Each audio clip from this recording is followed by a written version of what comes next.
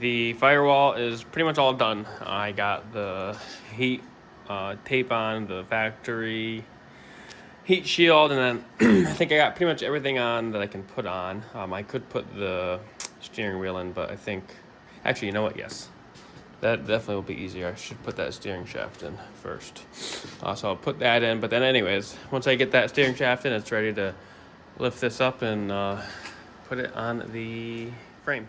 I'm just about to put the cab on the frame, or roll the frame under.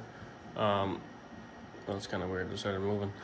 So I just want to do a little video here when it's all painted and painted on the bottom. So I think it came out very good, especially compared to how it was. Oh, look at all this flake here, it's funny. All that metallic flake. You can see right my tape line. But there's a few spots I missed some paint, or there's some light spots in the paint on the bottom of the rockers. Ow. No, I can't find them, honestly. There's a light spot right there. Depending on the light, you can kind of see it. But very happy with how it came out. You're not gonna see the rockers. I mean, I would have liked it, to be as perfect as possible.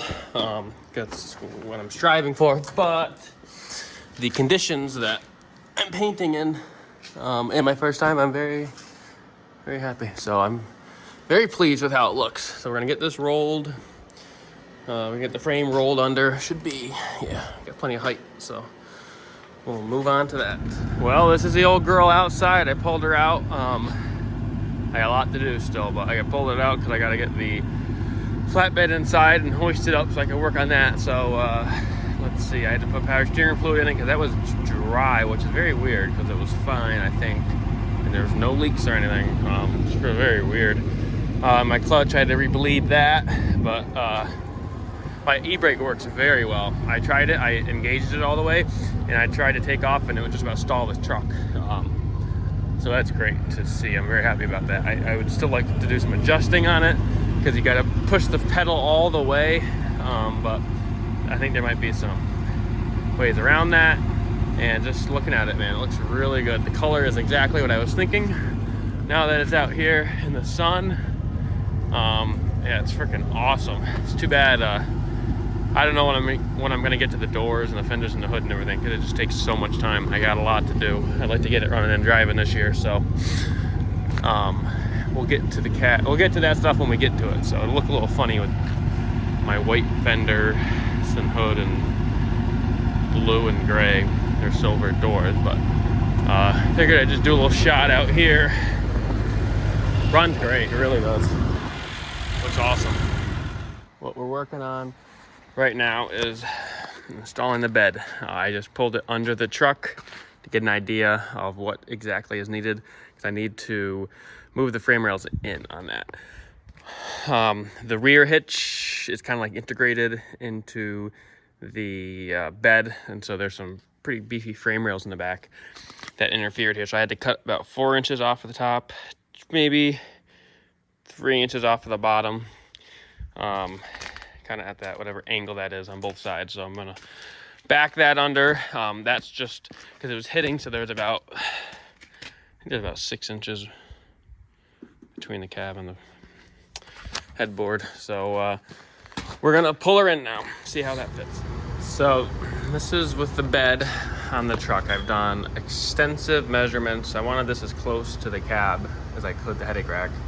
It's about 2 inches, a little less right there, but by the time you come up there, you got at least 4 or 5 inches. So I honestly would have liked to go in a little closer, and I could, but wanted to, if there is any sort of flex, I didn't want it to hit. But I mean, shouldn't be 2 inches of flex there. So anyways, what I ended up doing to get the right cab height is I got some 5x5 by 1/4 inch square tubing sitting on the front and the back, and I got some 3/8 by 4 bar coming down on the inside of these channels. Now I wish I got those a little longer. As you can see, they're only 4 inches down the frame, but what I had to do, because this bed is adjustable, as you can see these holes here, for frame rails of 38 and 42 inches for beds that you take or sorry, for trucks that you take the bed off and then put a flatbed. This is not a cab and chassis bed. And the reason I got this, it's complicated, but I wanted the 8.5 foot bed. I didn't want a 9'4" bed. And the North Star had the adjustable rails versus a CM had these rails welded on. So I figured this would be easier because I have a little bit of adjustment. So what I ended up doing, maybe we can see on that side, is I boxed in 2 spots on the inside of the C-channel. That way I can weld this 4-inch, 3/4 by 4 inch to the inside of the C-channel, and then that puts me at 34.5 inches, which is perfect because I got 1/4 inch plate. This is a double frame, so they're 1/4 inch on each side, makes it a 1/2 inch wider, so that's why it's 34.5, not just regularly 34-inch frame rails. But it worked out perfect because I thought what I would do in the beginning is just move these in, re-drill the holes, but it's hard to see under here. Maybe when I get this off I can show you better, but I can't move these in any farther because of the rear tow hitch, how it's integrated into the bed. And also I figured I could put a mag drill up to drill these out. Well, I can't get my mag drill in between these frame rails, so this is what I came up with, and I'm happy with it. So that 5x5 is definitely way heavier duty than you need, but I needed the 5-inch lift. I'll show you here, and it just gives me plenty of room to be able to get in the fuel tanks hooked up and whatnot. So, and also actually I needed the 5-inch lift so when I put fenders on this, that the fenders have plenty of clearance for the tire for the suspension to move up and not hit this, rather the fender, because the fender gets pushed down a little bit. So anyways, I wanted the body line there. I wanted this to kind of line up with this window there, the bottom of the window. So before I had like a 3-inch block, actually it was 3.5, it was a 4x4, and you could see that dent that I got in the middle, which wasn't a deal breaker, but the 5-inch definitely, I'm a lot happier with. It just looks like it fits the truck. You got the headache rack just above. I know it's hard to see because you got the light there, but the headache rack is a couple inches, probably 2 inches above the cab, which is just about perfect. Kind of drives me nuts because I got this level, but there's this notch in the headache rack. I thought maybe what they would do is use this all as one piece, but it almost seems like it's 2 pieces because there's a sag in the middle, and there's a high spot right there, and it makes it look like the bed is not level on the truck, but it's the headache rack.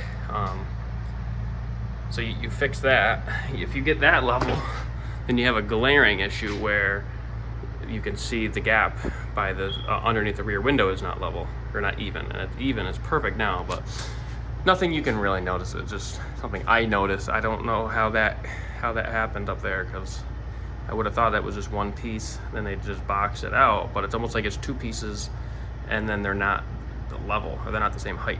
But regardless, it's pretty good. I got it within a 1/16 side to side. That's the best I could do, and same thing with square. One side is 1/16 closer to the cab than the other, but with just how these frame rails are, I have the max. I know you can't really see under here. I can't get it any better, so I'm happy with it. I've looked at it hours and hours and hours of messing with it, so it's as good as it's gonna get for, and I'm happy with it. You can't tell by eye. So what I did is, I was getting ahead of myself and I didn't film any of it, so that's why I'm filming it now. I just tacked everything. I got those tacked up, so everything's tacked. I can pull it off to weld it, make it a lot easier. So what I did in the front, excuse me, there's 2 factory holes, and what I did here is I got a hole right there I had to drill because of this frame, the cross member that holds up the rear fuel tank. So I drilled that hole out and put another hole here to hold that rear cross member, and then same thing with the front.